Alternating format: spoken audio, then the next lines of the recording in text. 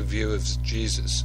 According to Mahesh Yogi, Jesus is merely a human being who through meditation became godlike. He denies that Christ could suffer or actually did suffer on the cross. He also does not believe that Jesus rose from the dead.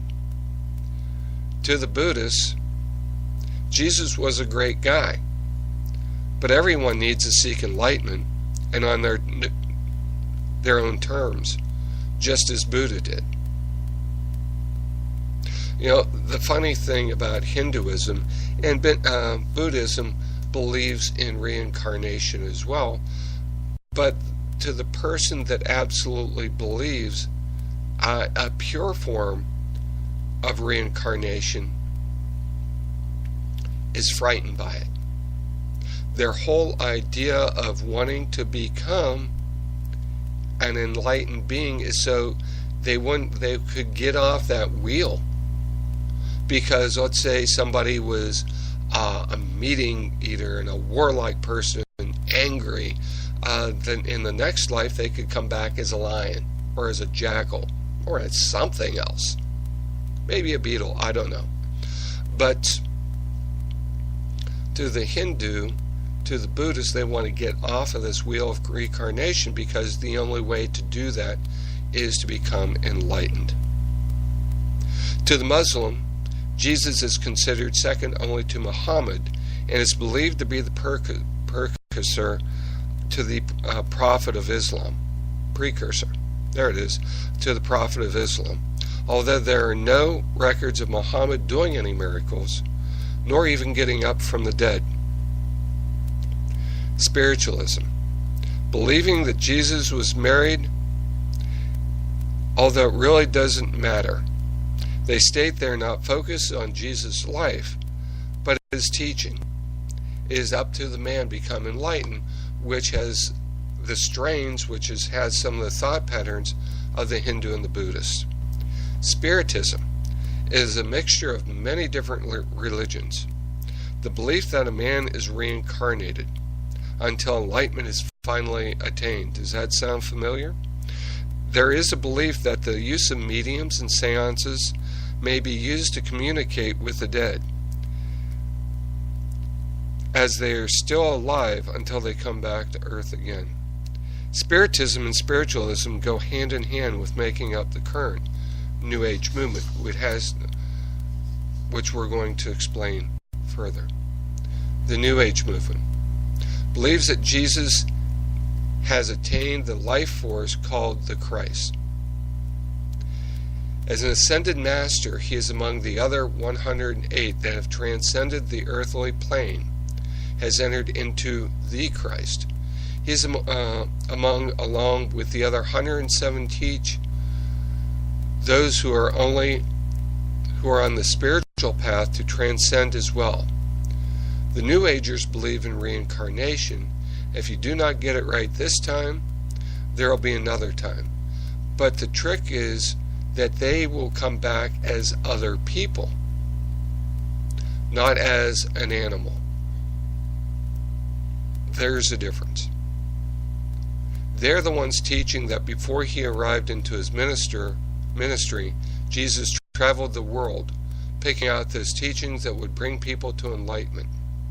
Of course, anyone that channels the Christ consciousness is enlightened and may escape the wheel of reincarnation. Nazism. Now, we hear a lot about Nazism, white supremacy. People just don't have a real idea. It's names that we call people if we don't like what they are, that we think they're racist, that we think that they, one true white race is the only thing that matters, and everything else that is outside of that is deemed racist. They believe that pretty much every white person that does not believe in whatever movement that they have or whatever their belief is that they are racist and that they don't want to hear other opinions. So Nazism was a hodgepodge of religious beliefs that justified its existence. It's also had its roots based in this whole idea of ascended masters, of which Jesus is one, but not necessarily the most enlightened. This is where white supremacy movement was born. The white race was seen as the untainted. Therefore, the search for the blondest hair, blue-eyed people. Jesus was seen as a white with a long flowing straight hair and a beard and blue eyes. It was a matter of degree, and there were comparison tests. The bluer and blonder, the closer to the descents of the ascended masters and the enlightened. This is one of the reasons among many the Jews as well as others were persecuted. It was seen as ethnic cleansing, which we still see in the world today. If there were one race, of all the world's ills would end, because then there would be perfection. And there's other justifications for that. You go back in the Bible and they talk about, the three children, the children of Abel, the children of Cain, and the children of Seth. And then there's the three children that came off of the boat after the flood. And the one son that did not, and if you look back at the scripture and the story, the one that looked upon his father's nakedness was the one that was cursed. And what is believed by the white supremacist, if you call it that, is that was the start of the African American race. Not ascribed by me, certainly not, but it's an explanation that will be used by white supremacists to show that the African Americans are evil. The dynamics of superiority. And I want to go back just a second to the Muslim. To the Muslim race, they see that this, again, they see it as a cleansing too. Anybody that's not a Muslim is to be destroyed as well. They believe that the only way that there's going to be purity, that there's only going to be peace, just like communism, just like Nazism, just like other isms, is by destroying those people that would stop that. One of the Muslim groups that I'm going to speak on briefly is the Black Muslim movement. Now, Black Muslim movement didn't start with Louis Farrakhan. It was started by someone else. What the Black Muslims believe is that they're the true ones, that Muhammad was actually black, and that all these other Muslim groups are not. They're only proselytes. Muhammad was supposed to be black, although if you look back into the Muslim scriptures and what Muhammad had to say about the African American race, it wasn't pretty. But there again, we have a dynamic, we have another group that wants to separate themselves from everyone else, so they have to make themselves look different. They had to make themselves look special, and they have to make everybody else around them look evil. The dynamics of this is like the dynamics of superiority. Even the worst of the best is better than the best of the worst. I'm going to say that again. Even the worst of the best is better than the best of the worst. So you could be an awesome person, you could be a great person, but if you don't ascribe to one of these isms or one of these groups or cults, then, no matter how good you are, you'll never attain to them because you don't ascribe to their teaching. Now, I know people would say, well, Christianity is the same way, but not quite. And I will, give you the reason why later. Okay, so we come up with Satanism. Satanism is an adversarial,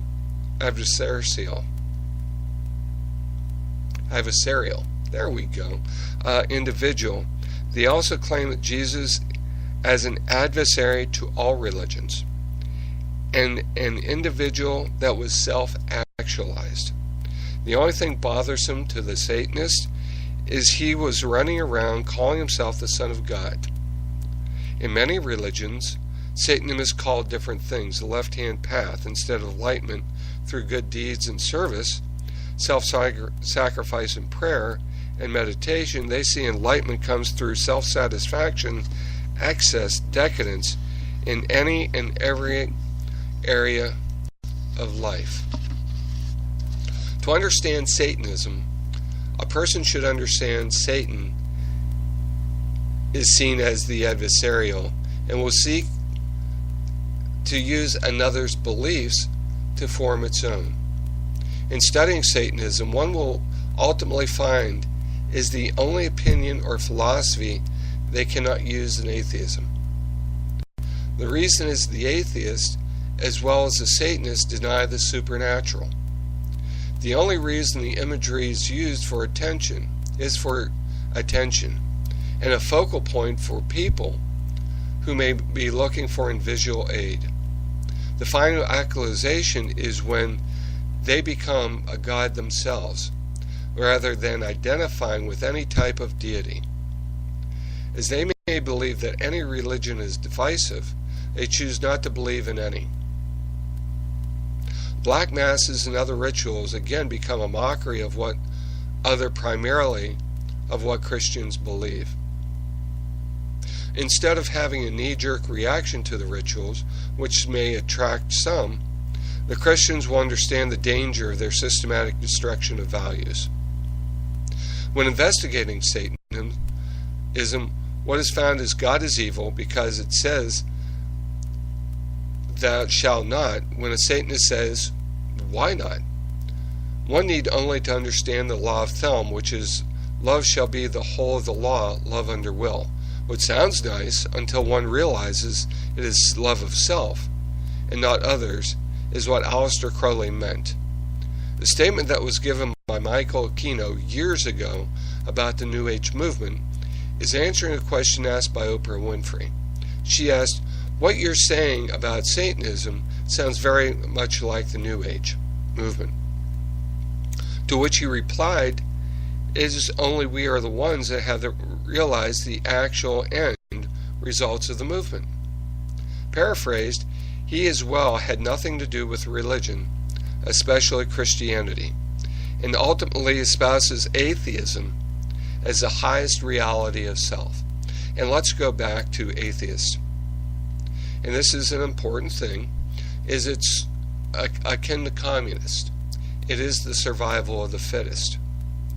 It is that by which all others must subject themselves. It's the alpha dog.